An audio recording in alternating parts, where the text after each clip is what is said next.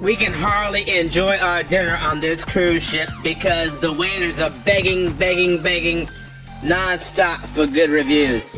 Let's talk about it. Travel, yes, travel, yes, we see. Kiddies, a few years ago we took a behind-the-scenes backstage tour on one of the big cruise lines.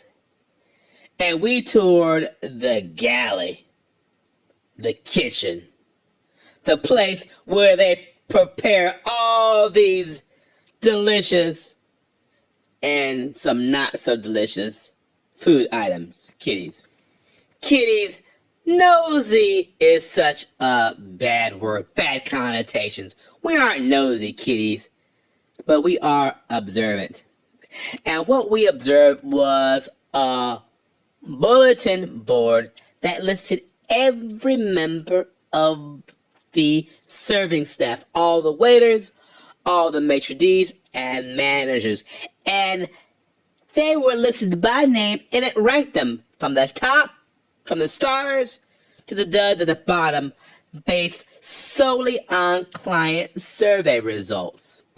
It also noted those stars who qualified for bonuses and time off based upon survey results. There was no privacy. It wasn't hidden from their colleagues. Everybody saw who were the stars and who were the duds, as evidenced by nothing more than survey results. And kiddies, we are not anti-human resources and anti-judging and measuring things. But this cruise line's harping so much on those survey results has created crazy incentives such that its crew pester more than any other cruise line we've been on. And we've been on a lot of cruises and a lot of cruise lines, kiddies. But this cruise line that I shall name because it's gotten so ridiculous, Royal Caribbean, has driven its crew, its waitstaff, to grovel and to beg and to pester their customers. If you've ever been to a beach in places like Costa Maya and been trying to enjoy your guacamole and margarita and face a non-stop onslaught of people trying to sell you so-called Cuban cigars, you know what I mean. This is the level of pestering that we are now getting on Royal Caribbean, as they have instructed their waiters or have forced their waiters to nearly beg you nonstop for 10 ratings. It's gotten ridiculous.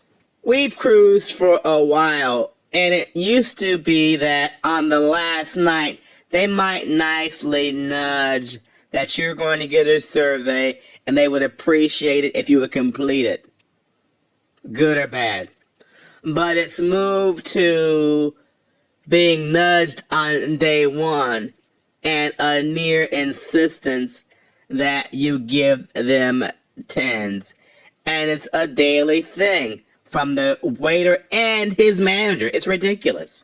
Usually when we get off Royal Caribbean by 12 noon that same day, there will be a survey in our email box. And many people have commented that one of the questions seems like it could be a trick question because they ask you, were you asked by any crew members to provide positive ratings, reviews on the survey? And the answer is always yes. But people have been afraid to answer that correctly or honestly. Are you going to get that person in trouble by saying, yeah, they always now ask, and they ask multiple times directly via their managers, and now they even come on the public address system at the end of the cruise and ask. It's gotten totally nuts. Royal Caribbean, is the goal to improve the food and improve the service, or to coach and encourage waiters to game your fake system of ratings? We are told that after 3 times at the bottom of the heap based solely on these ratings, the person's contract is not renewed. They are fired. Part of their script is to say, when you get the survey, if you don't like the food, still give it a 10.